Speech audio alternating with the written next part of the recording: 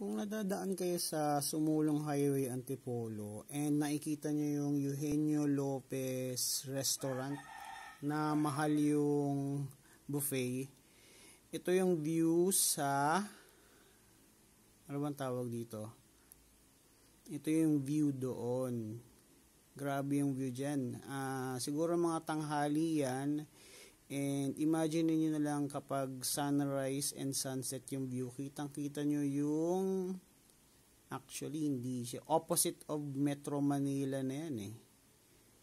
If I'm not mistaken, please correct me in the comment section. So yan, Sumulong Highway, Eugenio Lopez, malapit sa Fatima University. Yan yung view. Meron dyang, may hotel yata siya, events place, and the restaurant. So, yun lang. Bye-bye.